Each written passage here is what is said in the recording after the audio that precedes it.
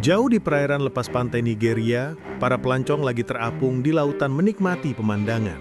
Seorang gadis muda nyender di pagar, melihat kedalaman air. Lagi ngelamun dikejutkan oleh ayahnya, Gon, nyelinap dari belakang dan ngagetin dia, bercanda soal monster yang mungkin ada di laut. Hari ini mestinya jadi perayaan ulang tahunnya, dan Gon dengan bangga ngasih hadiah, sebuah walkie-talkie. Senyum si gadis langsung pudar. Kecewa, dia balik badan dan pergi, ninggalin ayahnya megang radio. Perhatian kelompok itu teralihkan oleh sorakan dari kerumunan. Lumba-lumba lompat ke udara, meluncur di atas ombak. Namun, suasana berubah dengan kenyataan ngeri. Lumba-lumba itu kabur dari sesuatu yang gede banget di bawah. Sosok bayangan raksasa muncul dari kedalaman laut, dan perahu itu terguncang hebat oleh kekuatan dahsyat ngehantamnya. Teriak panik bahaya saat kapalnya miring, ngelempar semua orang ke laut yang bergejolak. Jon berjuang agar kepalanya tetap di atas ombak, panik nyariin putrinya. Pas terlihat, dia berusaha menerobos kekacauan untuk megang tanannya. Di bawah mereka, bayangan gelap meluncur di air, jauh lebih besar dari apapun yang pernah dibayangin. Keduanya keseret ke bawah bareng penumpang lain. Waktu terasa kabur sampai Gon akhirnya sadar. Buing-buing mengambang, teriakan yang selamat, dan lautan tak berujung. Hatinya hancur saat sadar putrinya hilang. Terus samar-samar suara putrinya terdengar dari walkie-talkie, ngasih dia sedikit harapan. Dia ngelihat orang selamat lain gumpul dekat bagian perahu yang kebalik dan buru-buru gabung. Seseorang ngasih tahu kalau ada sesuatu yang gak beres. Laut tiba-tiba beriak aneh dan airnya bergelombang ketika seekor ular raksasa muncul dari bawah. Kepalanya yang menjulang bikin bayangan di atas orang-orang yang selamat. Teriakan meledak saat makhluk itu nyerang, nyamber orang-orang ke udara kayak boneka. Gon lari ke arah putrinya, ngelewatin mayat-mayat berjatuhan, nekat nyamperin dia. Ular itu nyerang lagi, dan sebelum dia bisa nyampe, si garis lenyap ke rahang monster yang kebuka. Jeritan ngerinya menggema di atas air pas ular itu menelan dia utuh dan hilang ke dalaman laut. Laut akhirnya tenang, sisa korban selamat saling berpelukan dalam duka. Air mata Gon gak berhenti sampai ada suara statik dari walkie-talkie. Itu suara putrinya, dia masih hidup. Didorong tekad, dia bersumpah akan mencarinya. Yang lain setutu gabung misi penyelamatan bahaya yang dipimpin pria tangguh bernama Mau yang punya tekad untuk buru monster itu.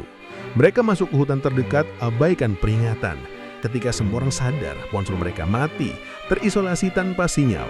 Tiba-tiba seorang pria lenyap, namun teriakannya keseret ke pepohonan. Semua orang waspada, ada sesuatu yang lagi memburu mereka. Orang-orang lari ketakutan saat melihat korban lagi dicengkram tentakel raksasa dan diseret pindah alam. Sementara itu, jauh di sarangnya, si ular balik lagi, memuntahkan tawanannya, terbentuk tumpukan mayat lemes yang serem. Raungannya yang memekakkan telinga mengguncang udara sebelum pergi demi berburu lagi. Ajaibnya, terdapat beberapa korban selamat. Wakil kapten kapal sadar duluan, natap ke atas sarang kayak goa dan lubang aneh di lukit langit. Pas dia gerak melewati tumpukan mayat, menemukan seorang tua yang masih hidup terengah-engah di tumpukan mayat. Bergerak melewati gunung mayat, menarik keluar siapa aja yang masih hidup. Beberapa korban hidup mulai sadar dan membuatnya lega banget. Dia akhirnya menemuin garis muda itu yang masih hidup. Dia coba ngumpulin yang lain minta bantuan, cuma kebanyakan udah mati ketakutan ataupun mikinin diri sendiri. Orang tua itu fokusnya cuma untuk kabur, menolak bantu. Di dekat situ, si pelaut menemukan wanita lain terlentang di tanah yang sedang luka parah dan lumpuh. Ketika pelaut itu ngamatin gua, pemandangan mengerikan bikin dia kaku. Tersebar di dinding puluhan telur raksasa. Dia mendekat perlahan, namun si gadis melarangnya, bisa aja telur-telur itu menetas tiap waktu. Harapan tipis keluput itu mulai hancur. Ketakutan si orang tua berubah jadi nekat, angkat batu untuk hancurin benih telur yang ada di sana. Belum sempat gerak, getaran samar terasa di cangkang dan seekor ular besar keluar dari baliknya.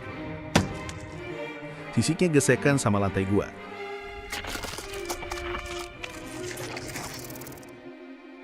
Kepanikan meledak. Orang-orang padat lari ke formasi batu dekat situ, nunduk rendah sewaktu monster itu merangkak mendekat, kepalanya noleh ke arah bau mereka. Tepat sebelum nyerang, seorang wanita lumpuh tak berdaya tadi teriak kencang. Semua diam, tak bergerak. Ular itu nyerang dan teriakannya berhenti seketika.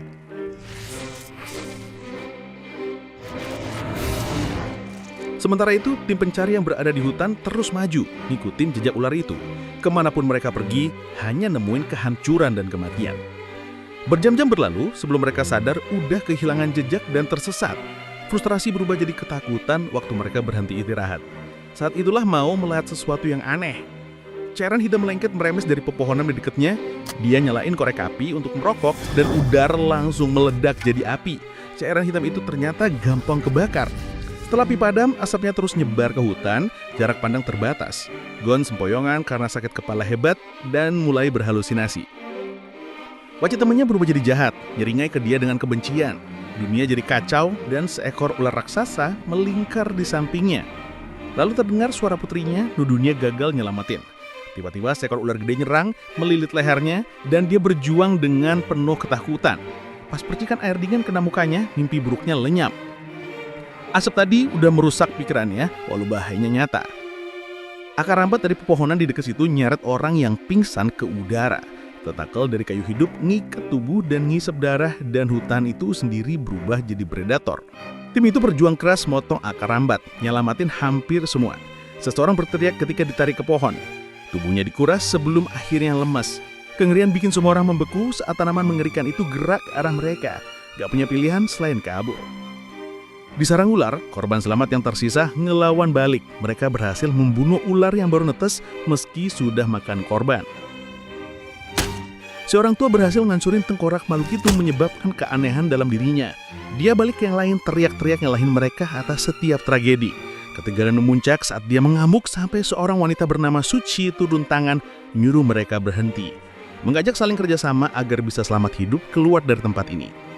Tim penyelamat makin jauh masuk hutan belantara, saraf mereka tegang. Mau diam-diam nyiapin senjata seadanya untuk Gon karena banyak di depan mengancam. Di dekat tepi sungai saat ngambil air, perasaan gak enak muncul sewaktu kabut tebal nutupin permukaan. Dunia jadi sunyi sampai tiba-tiba ada sesuatu yang ngembut lewat depan mukanya. Seekor ikan terbang dengan gigi taring. Makhluk itu nyerang lagi mengenai beberapa inci dari kulitnya. Dia berhasil melemparnya, namun suara jembatan itu disusul dengan paduan suara jeritan aneh. Dari dalam kabut, ratusan piranha terbang nyembur keluar nyerbu ke arahnya. Jantungnya berdebar kencang, dia lari balik ke timnya diikutin piranha mematikan itu di belakangnya. Teriakan meledak saat kawanan itu turun, akhirnya mereka berpencar, lari nyelamatin diri. Kabut makin tebal di sekitar mereka, sementara ikan-ikan itu nyerang dari segala arah. Mau ngayunin kapaknya, nebas yang terdekat, sementara yang lain sembunyi di balik pohon untuk berlindung. Tetap aja jumlah mereka yang banyak mulai bikin kewalahan. Mau nebas ikan-ikan itu yang akhirnya terluka juga. Bergerak ngumpul lagi di kabut, balik dalam jumlah lebih banyak, tanpa ada pilihan selain mundur sama timnya. Akhirnya mereka sadar ada pola, piranha itu ngikutin kabut. Melihat ada tempat terbuka di depan, mereka lari sekuat tenaga. Kabut menipis saat keluar dari zona bahaya. Di arah belakang, kawanan itu menjerit frustrasi. Satu persatu, ikan-ikan itu jatuh gak bernyawa ke tanah, gak bisa bertahan hidup di luar kabut. Kelegaan sirna ketika mata Mao tertuju pada jejak kaki raksasa di tanah jauh lebih gede dari jejak manusia. Kepanikan muncul lagi. Sebelum mereka sadar, zat dingin lengket menetes di bahunya. Dia mendongak dan kaku. Di pohon yang tinggi nempel siput raksasa. Kelompok itu menatap kaget. Seorang tentara muda refleks ngelempar batu ke monster itu. Namun dia berhenti ketika tentakel gede keluar dari bayangan nyamber siput itu dalam sekejap. Teror yang lebih ngeri masih ada di hutan.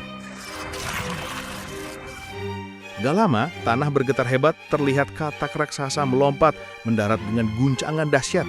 Raungannya mencaudara, menambah kepanikan tim itu.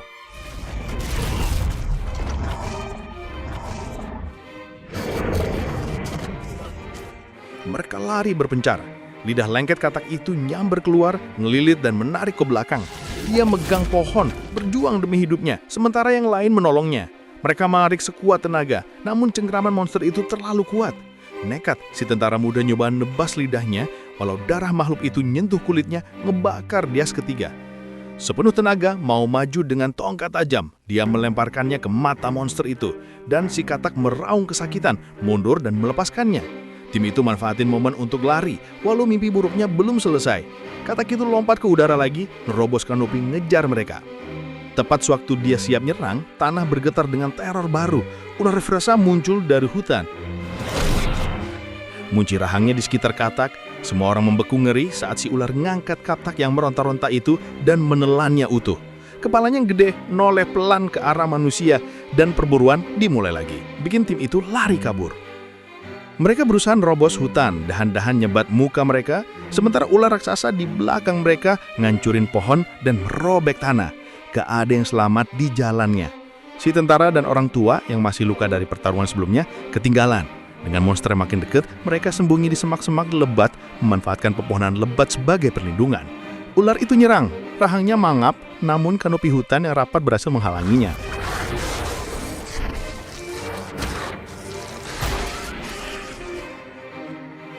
Ambil keputusan sepersekian detik untuk mancing monster itu. Dia lari ke lapangan terbuka, teriak dan melambai untuk narik perhatiannya. Ular raksasa itu langsung berbalik, ngejarnya dengan brutal.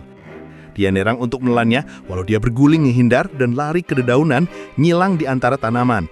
Makhluk itu mendesis galau, sementara yang lain ngumpet di antar pohon.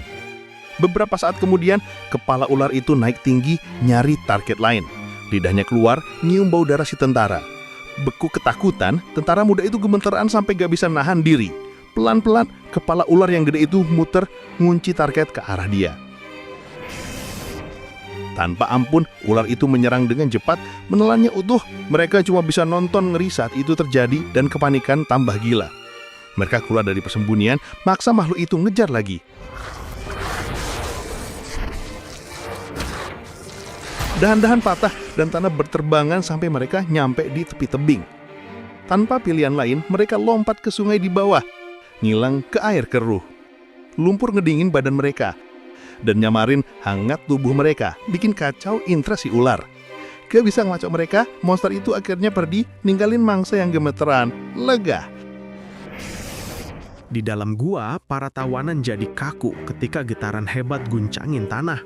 Ular itu udah kembali. Mereka pura-pura mati, berharap nggak ketahuan. Ular itu masuk tanpa permisi, nyeret mangsa baru, namun berhenti saat nemuin mayat anaknya yang baru netas. Raungan marahnya menggema di gua sebelum dia nyerbu pergi ke hutan belantara. Mereka akhirnya bangun dengan hati-hati. Bapak tua itu sekarang udah bener-bener gila, nyerobot yang lain dalam perjuangan paniknya untuk bertahan hidup. Harapan hilang seketika saat telur-telur yang tersisa mulai retak dan lebih banyak anak ular keluar. Kelompok itu lari ke arah pintu keluar gua, ninggalin gadis muda itu di tengah kekacauan. Anak ular itu berhenti waktu nyampe di dekatnya. Dengan tenang, dia ngulurin tangannya, berusaha meyakinkan makhluk itu kalau dia bukan mangsa untuk melihat dia sebagai ibunya. Sisa kelompok berjuang manjat akar rambat mencari selamat. Dalam keputusasaan, mereka nyoba dorong si bapak tua egois ke depan. Namun dia melawan, nendang salah satu dari mereka sampai jatuh. Gerakan tiba-tiba itu micu insting predator si anak ular. Dia nyerang, melilit dan menjepit sampai pria sial itu lemas. Si orang tua manjat ke atas menuju kebebasan, ninggalin semua orang tanpa pikir panjang. Di tempat lain, tim penyelamat nemuin bangunan aneh tersembunyi jauh di hutan. Mereka masuk hati-hati dan terlihat laboratorium terlantar. Debu nempel di dinding dan kerangka tentara yang udah lama mati duduk di pojokan. Nyari di rak-rak mereka nemuin catatan nama yang jelasin sejarah kelam pulau itu. Ilmuwan buat eksperimen pada satwa liar lokal, nyiptain monster-monster buas di pulau itu. Di antara barang-barang peninggalan, mau menemukan alat komunikasi rusak. Dengan gerak cepat, dia ngumpulin bahan kimia lab untuk bikin baterai darurat, biar mesin itu bisa nyala. Mao berhati-hati ngetik pesan kode Morse ke arah lautan, berdoa supaya ada tim penyelamat di kejauhan yang nangkep sinyal. Berjam-jam berlalu, hening banget, sampai pintu kebuka. Babat tua masuk, kelihatan kacau dan panik. Dia langsung ditanyain soal yang lain. Namun dia berbohong, ngaku kalau semua orang udah lama mati. Setitik harapan terakhir mereka lenyap sudah. Gon dengan tergopoh-gopoh keluar penuh putus asa. Nggak bisa nerima berita buruk itu. Mau nyoba nenangin temennya, sayangnya rasa sendirinya nggak tertahan. Gon jatuh ke tanah, nangis nggak berdaya. Malam berlalu dalam keheningan berat sampai fajar ngebawa suara yang gak terduga. Deru baling-baling helikopter di kejauhan. Mereka langsung bangun, sinyal berhasil terkirim. Si bapak tua lari keluar duluan, sementara Gon ragu masih sedih kepikiran soal putrinya yang hilang. Sinyal samar dari walkie-talkie-nya nyala lagi, sadar kalau putrinya masih di luar sana. Kelompok itu lari nembus hutan, ngelambai-lambai ke helikopter di atas, walau kanopi lebat nyembunyiin mereka dari pandangan. Gon lari ke teman-temannya, maksa mereka untuk percaya. Si bapak tua jahanam bersikeras kalau mereka udah mati dan gadis itu udah gak ada. Tiba-tiba terdengar suara si gadis menggemal lewat walkie-talkie. Momen tak terduga itu buktiin kebohongan Pak Tua itu. Dia kabur ke hutan sambil dikejar orang yang nuntut jawaban. Sementara itu, Gon ngikutin sinyal ke pepohonan. Putrinya udah dekat. Walau di gua, bahaya mengintai, anak-anak ular bergerak ke arah orang yang terperangkap. Lidah mereka menjilat lapar. Pada saat itu, ular raksasa kembali dan ular-ular kecil membeku. Makhluk itu kayaknya percaya gadis itu ibunya. Memberi kesempatan mereka untuk mundur. Di atas, mereka dengar suara Gon manggil dari lubang. Dia lari ke tepi, ngeliat putrinya, dan nurunin akar rambat untuk narik mereka ke atas. Si Pak Tua keparat nyampe di lapangan dan melambai tangan ke helikopter. Akhirnya dia kelihatan. Helikopter itu mengarah ke posisinya.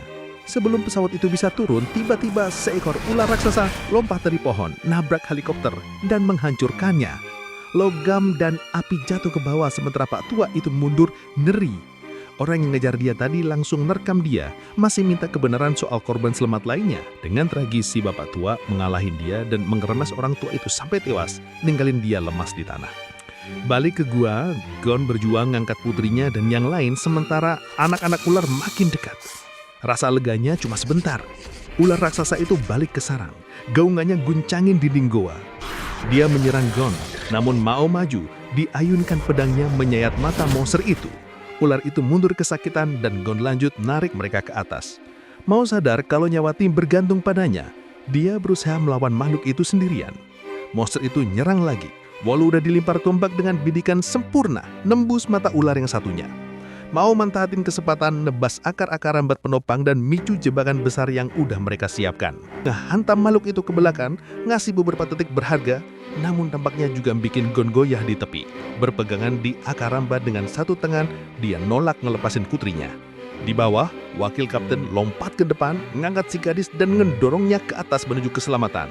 Pengorbanannya harus dibayar dengan nyawanya. Gon berhasil menarik putrinya dan semua orang yang tersisa keluar dari sarang. Tim itu berpelukan, sadar mereka akhirnya bisa bareng lagi. Fen ketemu lagi dengan Sushi. Ternyata mereka pacaran. Kebahagiaan mereka hanya sesaat. Di belakang mereka, ular raksasa itu gerak. Sisiknya gesekan sama batu. Meski buta dan babak belur, monster itu masih hidup. Mereka nggak ada pilihan selain lari kabur lagi. Hutan bergema dengan raungan ular monster yang ngejar mereka. Si Patua lari terbirit-birit di hutan, harapan tipis pada hidupnya. Dalam karma yang kejam, dia kesandung mayat, jatuh ke belakang di sarang monster. Malaikat kegirangan nyabut nyawanya saat anak ular keluar dari bayangan, ngelilit dan menghancurkannya dengan overpower. Dalam hitungan detik, ular-ular itu rebutan melahapnya. Sementara itu, Gon mimpin sisa mereka ke lapangan rumput terbuka, berusaha ngejauhin diri dari ular ganas itu. Walaupun mau sadar kalau mereka nggak bisa lari selamanya. Dengan jiwa pahlawan, dia tinggal di belakang bareng Finn untuk mancing monster itu dan ngasih waktu ke yang lain. Tanah bergetar sewaktu ular itu nyerang dan mau lari lurus ke arahnya, kapak di tangan. Makhluk itu nyerang dengan kekuatan penghancur tulang, hampir mengenai dia. Serangan balik mau sungguh sangat tak berarti dan ekor raksasa ular itu ngelempar dia ke seberang lapangan. Finn langsung menolongnya dan keduanya lari ke hutan, nuntun ular itu ke medan jebakan. Mereka nunduk di balik batang pohon dan semak-semak sewaktu predator itu masuk. Lidahnya nyium udara. Perlahan, kepala gedenya noleh ke arah Finn, siap nyerang. Tiba-tiba, mau keluar dari persembunyian. Teriak dengan lambaian, alihkan perhatian si monster. Sadar kalau udah masuk jebakan, ular itu nyoba mundur. Kok bisa tahu ya? Mau nyalain obor, panasnya narik perhatian monster itu dan mengejarnya lebih jauh ke hutan. Balik ke lapangan, Gon ngambil pilihan mustahil. Dia nyuruh putrinya dan temannya lari, terus dia kembali ke hutan bantu mau bertarung. Sebelum dia nyampe hutan, pemandangan mengerikan terlihat. Ular itu muter balik, rahangnya nyamber ke depan, melahap putrinya utuh. Jeritannya mecah udara, sementara kemarahan dan keputusasaan menguasainya. Dia nyerang ular itu dengan brutal, mengayun membabi buta dalam usaha sia-sia untuk nembus sisiknya, cuma untuk dilempar kayak boneka. Binatang itu ngelilit dia, raungannya guncangin pohon-pohon, siap menghabisinya. Tiba-tiba lagi mau muncul, megang obor yang nyala, yang narik perhatian si ular, dan dia nyerang ke arah Mau, ngasih Gon kesempatan terakhir untuk bertobat. Mau lari nembus hutan, ngelewatin pohon-pohon yang menghitam. Monster itu ngejar di belakangnya. Tubuh gedingnya tertimpa banyak cairan yang mudah kebakar itu sewaktu ngejar. Di momen yang tepat, Mau ngelempar obor apinya. Api langsung nyebar di cairan itu dan membungkus si ular dalam neraka yang membara. Monster itu meronta-ronta hebat, meraung kesakitan sementara api melahap tubuhnya. Dia menggelepar keluar dari pohon, asap hitam ngembul ke langit sebelum akhirnya ambruk ke tanah, hangus pindah alam. Gon lari ke bangkai yang masih berasap dan naik ke sisinya, nyakar-nyakar rahang ular itu. Akhirnya, dia narik putrinya keluar, meluk tubuh lemesnya di tanah, dia neken dada putrinya tanpa nyerah. Dengan penuh ketegangan, gadis itu batuk, matanya kebuka pelan. Lega dan air mata bahagia menaungi mereka semua karena berhasil keluar dengan selamat. Terus terang penuh emosi dan benar-benar tegang sendiri nulis naskah ini. Maafin ya kalau ada kata gak sengaja yang kebawa emosi. So jangan lupa ya like and subscribe bila menyukainya. See you next time!